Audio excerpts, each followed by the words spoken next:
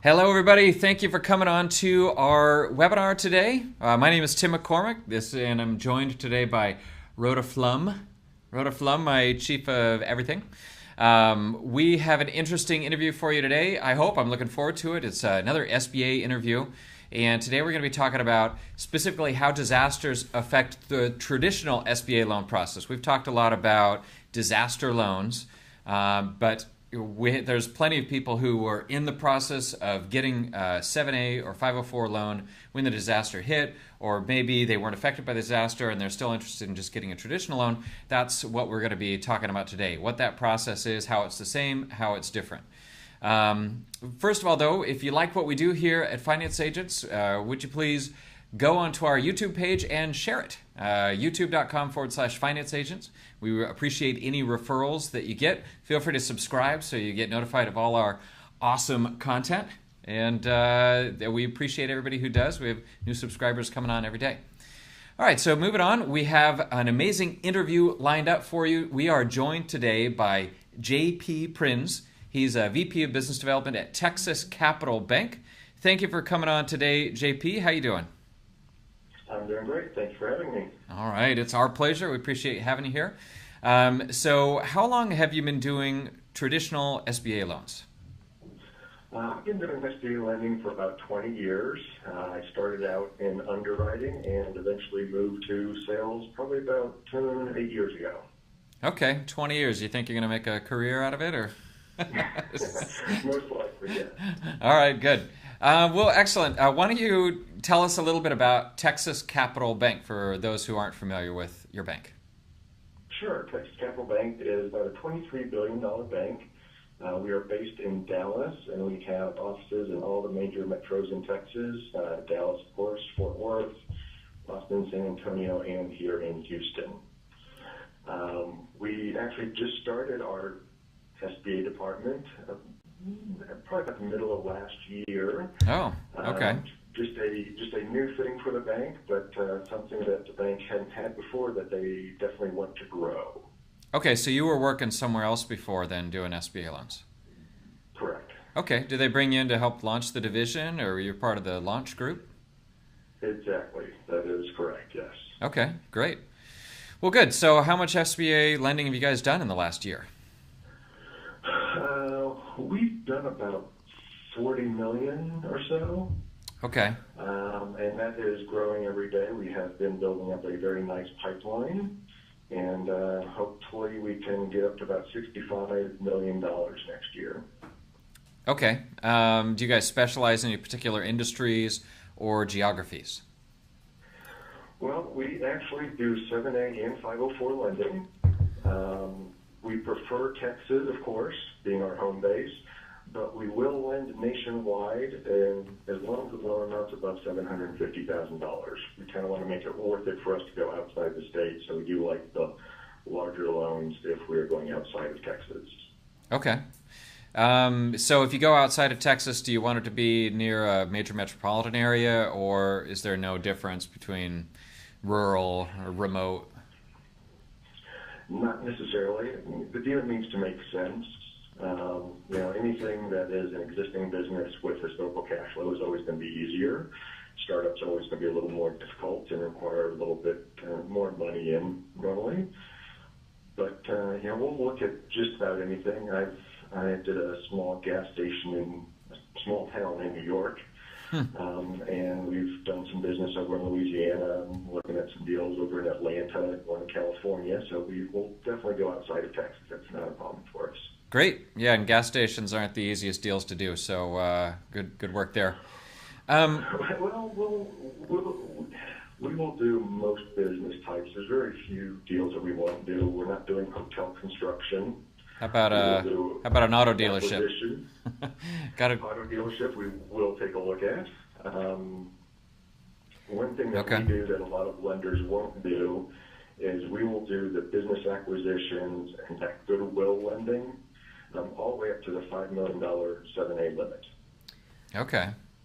Do you go to Puerto Rico or Alaska or Hawaii, or is that you really want to stay continental? Continental U.S., yes.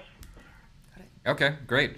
How do you, if you're doing goodwill, that's sort of, how do you justify the goodwill in a business if you're going to get a loan on We it? always get a business valuation on the business. That's done by a certified person, has all the requirements that the SBA needs. We have a few people that we like to use, but we'll always get that business valuation to justify that. Okay. There's a lot of different ways to value a business. I mean, a lot, right? How do you Yes, guys, there are. what's the general, I mean, it's basically different for every industry, right? So you use, Exactly, and that's why we have a business valuation specialist, and we'll bounce ideas off him. Here's the type of business we're looking at, and it's selling for 4 times EBITDA. Is that normal for this type of industry? If we have a good relationship with him, we can ask him those types of questions. okay, great. Well, good. So let's not get ahead of ourselves. Why don't you just give us a basic run through for people that aren't super familiar with the SBA 7A process specifically. 7A and 504s are different, so we do a lot more 7As than 504. So why don't you just kind of talk about how that process is for your bank? Sure. Well, first of all, we are a preferred lender, so we do get to make the decisions in-house. Great. So that does streamline the process somewhat. From my point of view, I'm going to collect a package. I'm going to review it, see if it qualifies for us. Then we typically issue a proposal letter, which outlines all of our basic terms and conditions. Get that to the borrower. They like it. They sign it. We do collect a small deposit, which is fully refundable if we don't approve the loan or approve it significantly different than was on the proposal. How do you determine your deposit amount? Is it a half a point or something, or is it a flat fee, or? No, it really kind of depends on the loan amount. We'll do smaller deposits for smaller loans, but if we get into a larger loan, we're probably asking for about $10,000 up front. Is that refundable if the client just decides they don't want the loan? Well, if we approve the loan as we had presented it in the proposal, we're typically not going to refund that. All right, so if somebody gets a competing offer, they decide to take that, but as long as you made your offer and they walk away, they lose their deposit, right? Yeah, if it was approved how it was in the proposal. So if we approve it, basically how you agreed to it, and then you end up going with another bank, well, we've kind of earned our deposit at that point. What if the client thinks it's just taken too long? Does it time out? We do have a clause in our commitment letter once we get there that we do like to close these things within 120 days. So we do like to keep them moving along in the process. Nobody likes to have the deal get stale. It always makes it harder to get them done. Right. But Okay. if something were to happen, let's say they couldn't get a building built for the cost and the cost went way out, that's something out of their control, and we would refund any money that we hadn't spent already. Okay. Are there any particular ways that you see Texas Capital Bank as different from any of the other SBA lenders out there? Maybe a specialty or a focus or anything? Well, really, we do like those goodwill deals, and that is one thing that a lot of banks will not do. We will do the special use properties, the car washes, the gas stations, the hotels.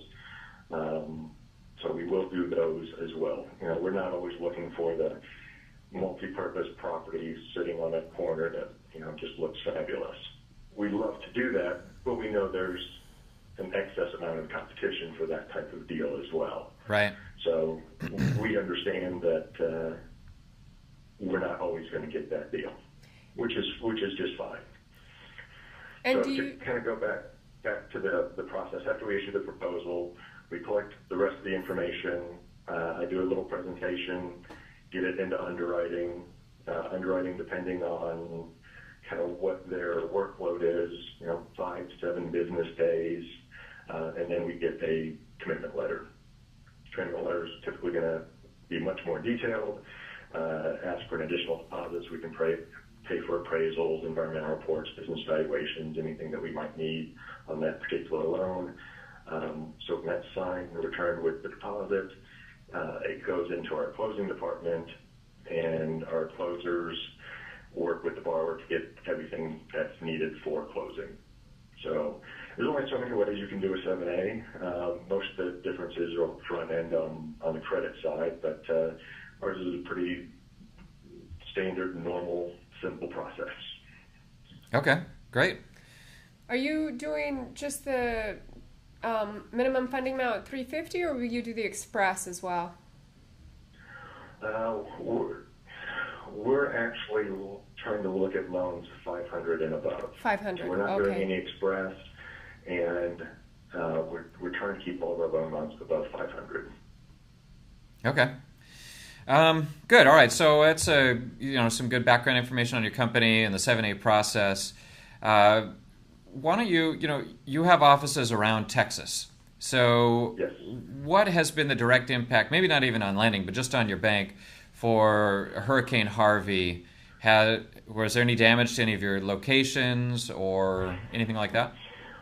Well, it's funny you should ask that. I am still working at home because one of our locations here in Houston, actually our main location in Houston, the basement was completely underwater. Oh no! And they're still working to get it habitable, and we're expecting that to happen, I believe, next week. But we did do things to help our customers. Let's see. I have a nice statement here from the bank. Let's see. In addition to providing access to needed banking services, Texas Capital has made significant contributions to help those impacted by Hurricane Harvey, including donating $100,000 and 30 volunteers to Houston Children's Charity, and an additional $25,000 to the American Red Cross, with which Texas Capital serves as a Ready 365 partner. Texas Capital also partnered with Trusted World and hosted a needs drive in their Austin, Fort Worth, and Dallas locations to provide immediate assistance to evacuees.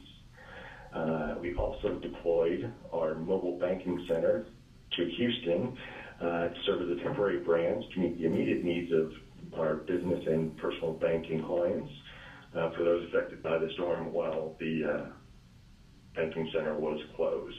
Right. And also, in addition to that, the bank has now set up for employees a disaster fund. That's nice. They donated $50,000 to start the fund off. Other employees can contribute. So if someone is affected by not just Hurricane Harvey, but say another disaster, the employee can apply for a grant from that to help rebuild. That's great. That's nice. You guys are doing some good stuff. That's excellent. Definitely. Okay, good. So your main branch in Houston, the basement was underwater. I hope you guys didn't keep the servers in the basement. No, we actually weren't in the basement. Okay, but good. We just didn't have access to the building. Okay. We had to close it down. So it's not flooded anymore, but it's getting repaired. They have to clean out and make sure there's not mold. All right. Exactly, and most of our bankers have relocated to our other two offices, and we actually opened a temporary office a very short distance from the office that was closed. Okay. Did you see that, I don't know if you're directly aware of this, but did you see customers making almost a run on the bank? I mean, obviously, you guys wouldn't run out of money or FDIC insured, but did you see people pulling money out like crazy? Is that one of the impacts? No, not at all. No? Okay. All right. Not at all. Okay, so you guys worked through I'm assuming you were closed some, but since you had other locations, you were more or less available. Just the one location was impacted, right? Exactly. And then we did get the mobile banking center down there to take care of customers while we set up a temporary location nearby. Okay. Did you have a lot of other banks? Did you have a lot of customers in Houston that you were personally working with on 7A loans, or were your customers fairly dispersed? I have a wide variety of places that I do business, but I did have one customer here in Houston that was affected. Unfortunately, he had opened his business about 10 days before the hurricane. Oh, wow. And had to close he did have a little bit of water, but not much. So they did some repairs and took him about an additional 10 days to get reopened. He's still within his interest-only period, so we're working with him, trying to get him some additional working capital. He's not actually making his payments on the loan yet, since he's kind of just coming out of that period. We still have the earned interest built into the loan. But if he needs it, we will work on a deferment or something like that, if it is needed. But Okay. he is back open though, so that's good. Well, good. And this would be when the business or flood insurance might be able to help him out on the 7A that's often required, or they don't use that for those payments?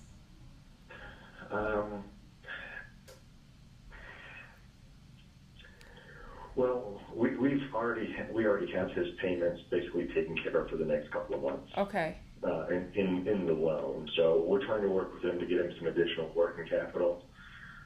Just because he seems to be taking longer to ramp up than he had expected. So we're just trying to get him some additional working capital, and we have that where we can play with it in the loan. So if he needs a deferment later, we will do that. That is an option that is available for all 7A lenders and borrowers that have been impacted by the hurricane. How does that work? Well, we can get an automatic 3 months, just do a little paperwork and get a 3-month deferment. Okay. We sell our loans in the secondary market, so anything that's sold in the secondary market, if you want to go to a 6-month deferment, you do have to get approval from that secondary market participant. Do they often? Do you have any idea if they tend to approve that, or is there any requirement that they approve it, or what are the criteria that they would look at to determine whether or not they would approve the extension? Well, they're going to look at how much the business was impacted, by the hurricane. If they were completely flooded out and are having to rebuild, obviously that's going to take a little bit longer. So they would be willing to do that longer extension. Okay. It really each one is going to be a case-by-case situation, of course, but it really depends on how badly they were affected by the hurricane. But generally, the flood insurance should cover physical infrastructure impact, right? So really, it's just a time issue. Exactly. But not every place that flooded was in a floodplain, and not everybody had flood insurance. Okay. So I know somebody that their house had 15 feet of water in it, and they're not in a floodplain. 15 feet? So, yes. That would cover a lot of houses. That's horrible. Yes, and they didn't have flood insurance because it wasn't required. So, wow. That's on the residential side, but there are certain areas of Houston got hit much harder than others. And, most of the pictures that you see on the news are certain areas of Houston. There were many areas that were just fine, didn't have any problems. Myself, I never lost power. Wow. Or had any issues during the hurricane. Thank goodness. Lucky. Right. Yes. Now, by the way, the people that you talked about that were affected, they could go get an SBA disaster loan at 1.875% to help with the recovery. But you guys don't do the disaster loans. But if you're watching this and you don't know, if you're affected by the natural disaster, you have until October 25th to file to get an SBA disaster loan, which those are pretty good rates. And it works for renters and homeowners, even if you're not a business owner. Exactly. And people tend to not think of it if it's not a business, but the SBA does administer for homeowners and renters as well. So definitely go and get that disaster loan. They're normally very good terms, up to 30 years to help with real estate, and that very low interest rate of 1.75%. You can't beat that anywhere. You get a lot of people asking you for the disaster loan since you're their guy? I've had a couple of phone calls. Okay. I've had a couple of phone calls, and I send them to the SBA website, to the disaster loan website, so they can get started on that. Well, luckily it's just a couple. We've got a ton of them in here, frankly, a lot. So It's good that you knew fewer people affected than we do. But going back to the lending that you guys do, how would you say this hurricane has affected the SBA process? I mean, do you have people that were in the process of getting a loan? Did it delay it? Or if somebody came to get one now and they were in the area, is it going to be harder to get a loan? Well, I had one customer, for instance, they were buying out their partner in their business. And it was a fairly large business. It was a $2.4 million loan. One of their locations had some damage. I think they were opening on Friday this week. Got one location back up, but they put their approval on hold because they wanted to see how the hurricane affected their business before they went forward with the partner buyout. All right, so that was the client's choice and nothing to do with lending on your side, right? Okay. Exactly, and of course, the question always comes up now is, how did the business fare during the hurricane? Was there any flooding? So that does always come up with any sort of conversation these days. Yeah, right. So if you have someone apply whose business is in the area, and you're looking at their bank statements and you see their revenue dip 50% within the last month, that would be pretty normal. Is that gonna make it harder for them to get a loan? In the same way that, normally if I send you somebody whose revenues dipped 50% in the most recent month, they would be put on hold for a significant amount of time to make sure that there wasn't a permanent change. Would you say it's gonna be looked at the same way? It would really depend on the type of business. A lot of things are getting back to normal here in Houston, but not every business is getting back to normal. I'm working with a client right now. He actually manufactures cabinets, and home builders weren't building any new homes for a few weeks, so he had a large dip in his revenue during September after the hurricane. This month he expects actually to have a record month. Yeah, right. For sure. He's not only providing for the new homeowners, but he is providing some for the homeowners that were affected by the hurricane and are needing new cabinets now. Yeah, he's going to be busy for a long time. He is going to be busy. I've heard anywhere from 3 to 4 years is how long it's going to take to actually complete a recovery from the hurricane. Well, let's hope we can actually do it in 3 to 4 years. Katrina, they're still fixing stuff. So.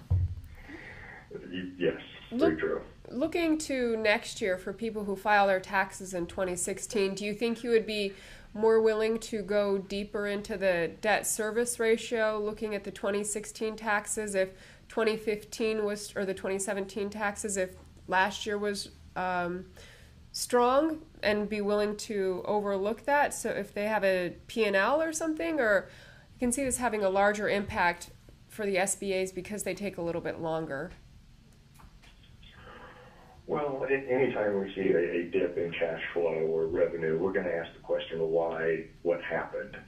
So we'll just get some details then behind it, how long they were closed due to the hurricane, and how it affected their business afterwards. We are still going to look for those nice little ratios that we want to see, that the 1.25 on the cash flows. But we might be a little more flexible if we can get a comparable interim statement to, let's say we're in 18 and we can get a comparable interim statement to the prior year, and it looks good before the hurricane. They're on track. Okay, So great. just some additional due diligence that might need to happen, but we're definitely going to be understanding of what people have gone through in the last couple of months. So for that one gentleman you were talking about earlier, for his working capital, you're still going to keep him at the 1.25 debt service. You wouldn't be willing to go to a 1.15 to help him out a little bit more? It's hard and fast? Again, it depends on the situation. Each loan is so very different. Right. We always look for that 1.25. That's what we want to see. If someone's a little bit lower than that, there's an explanation for it. we might be able to stretch on one of those types of loans. Again, a lot of it might depend on how their recovery has gone since. They had their dip and now they picked back up.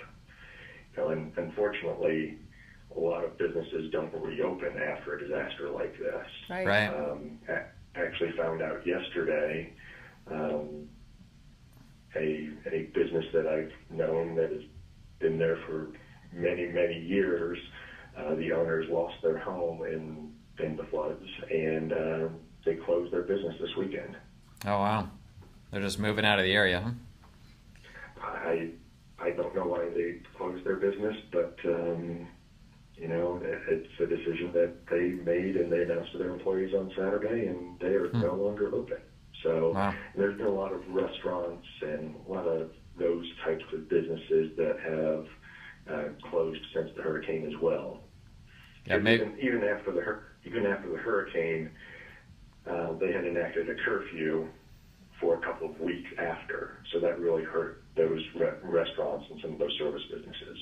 Right, I can imagine. So any business that was just sort of hanging on, it might have been the final blow.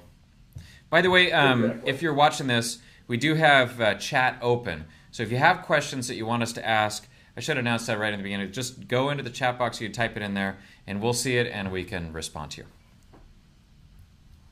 you. Over there. There it is. Okay, so in general, you don't see these events causing much of a delay on lending, or you agree? I guess it really depends on what sort of impact happened to the applicant, right? Exactly. It's again, each individual loan is very different, but we're going to evaluate what happened, how they were affected on each individual loan. But there will be questions that we ask on every deal now. How were you affected by the hurricane? How many days were you closed? There's pretty much nothing happened here for a good 7 days. Right. Okay. So why did Texas Capital Bank decide to get into SBA lending? If you guys have, how long has the bank been around? The bank is actually, I believe it was formed in the late 90s, but it's grown very rapidly. In the last 5 years, it's gone from about $6 billion bank to about a $23 billion bank. That's all been organic growth, internal, no acquisitions. It's because Texas is growing. The Texas economy is going nuts. And this is kind of what the bank does.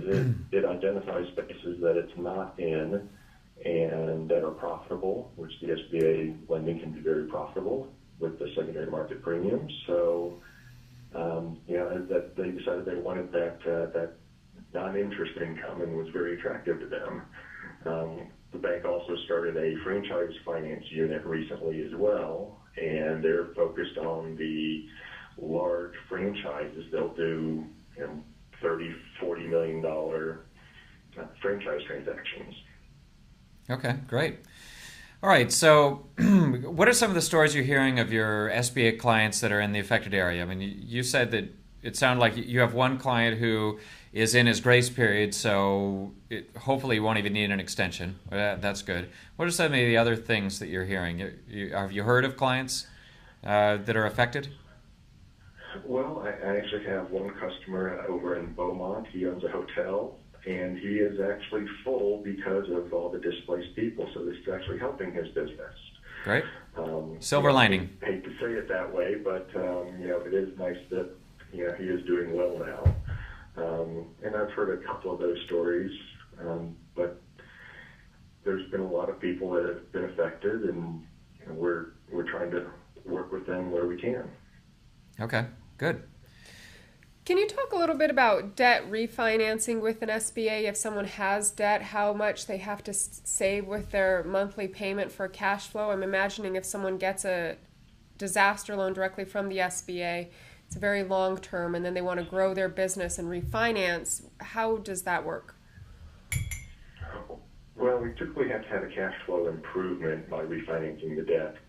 or there has to be a balloon on it. Anything that there's a balloon, it automatically makes it eligible. A disaster loan really would be best to keep in place because of the such generous terms that they get with a disaster loan. So if we can have that loan subordinated if they needed additional money, that would really be the best thing to do because they don't want to give up that 1.75% for Right. 30 years. Mm-hmm. Right. Okay. Who would? Yeah. That's the cheapest loan out there. But it would be a little process then getting the SBA to subordinate to you for the extra working capital or something. Exactly. Mm-hmm. Exactly. But it wouldn't, just because they have a disaster loan wouldn't mean we wouldn't make them another 7A loan. Okay. Not at all. Got it. Okay, great. All right. That's really most of my questions. So how about you, Rhoda? Anything else? No, I think we've pretty much covered it. Do you have anything else you want to add? Well, we are definitely open for business. We want to grow very much in the end of 17 and into 18. So I'm happy to look at any new transactions anybody's looking at, and both 7A and some 504, and see what we can do to help them out. Yeah, do you guys see increased insurance requirements in areas like Houston where people weren't in the floodplain, but now everywhere's a floodplain, apparently? Are you guys going to ask for more flood insurance where there wasn't before?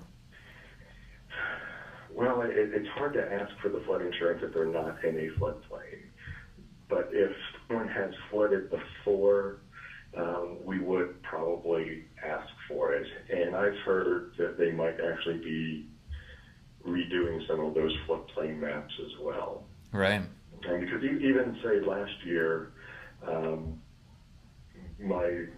knew someone, she was not in a floodplain, and we had horrible storms tax day last year, and she had 6 inches in her house, and she's not in a floodplain. Wow. So, Okay. Houston is kind of known for flooding, unfortunately. Right. We're very low, close to sea level, and we have all the bayous and streams here that overflow. So if you're looking at a business that has a real estate as part of the acquisition, would you guys ask for a new appraisal? Maybe you had appraisal a couple months ago. Would you ask for a new one? Would the appraisal even take into effect into account the flooding? I mean, is that a factor? I don't think we would ask for a new one at this point because really any changes to the market haven't really happened just yet. I mean, this is such a new event. It was so recent. So, I don't think we'd get a new one. Again, we would ask for that flood insurance if it had flooded. But I don't see us getting a new appraisal if we have one that's very recent.